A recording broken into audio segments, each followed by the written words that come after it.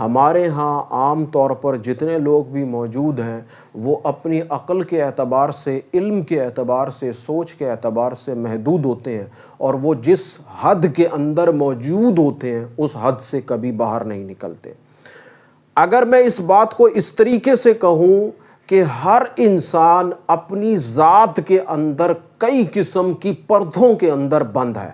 کئی قسم کی جو پردے ہیں، جو خول ہیں، وہ اس کی ذات کے اوپر موجود ہیں۔ اگر وہ ایک کو توڑتا ہے تو وہ دوسرے خول میں پھنس جاتا ہے، دوسرے کو توڑتا ہے تو وہ تیسرے خول میں پھنس جاتا ہے، یہاں تک کہ وہ ان تمام تر تہوں کو توڑتا توڑتا اپنے آپ کو، اپنی عقل کو، اپنی ذات کو ان تمام تر حد بندیوں سے آزاد کر لیتا ہے، جو کہ ایک مشکل کام ہے۔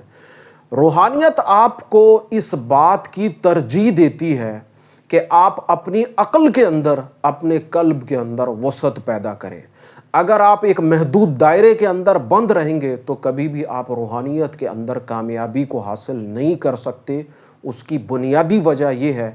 کہ روحانیت کے اندر آپ کے قلب کے اندر جو خیال موجود ہے،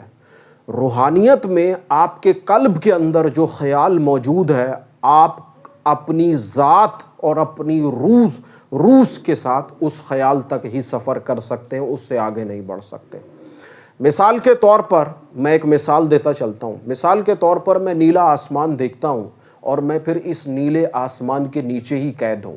میری عقل کے اندر یہ بات آتی ہے کہ اس آسمان سے اوپر کچھ نہیں ہے، یا میں اس آسمان کے اوپر کیا ہے وہاں میں جانا ہی نہیں چاہتا، سوچنا ہی نہیں چاہتا، تو پھر میری جو روح ہے وہ کبھی اس آسمان کے پار نہیں جا سکتی، اس آسمان سے آگے نہیں جا سکتی۔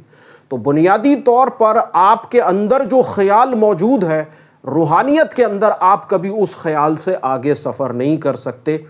تو روحانیت کے اندر خیال کا آنا جو ہے وہ بہت بڑی نعمت ہے۔ جن لوگوں کو خیال آتے ہیں اور پھر وہ اپنے ان خیالات پر محنت نہیں کرتے، کسی کی پیروی کو اختیار نہیں کرتے، کسی کی رہنمائی میں نہیں آتے، وہ پھر اپنے ان خیالات کو اور اپنی زندگی کو ضائع کر بیٹھتے ہیں۔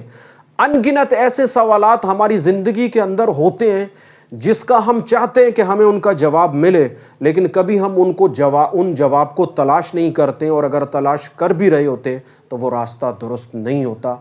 تو سب سے پہلے خیال ہے، روحانیت آپ کو ایک ایسا خیال دیتی ہے کہ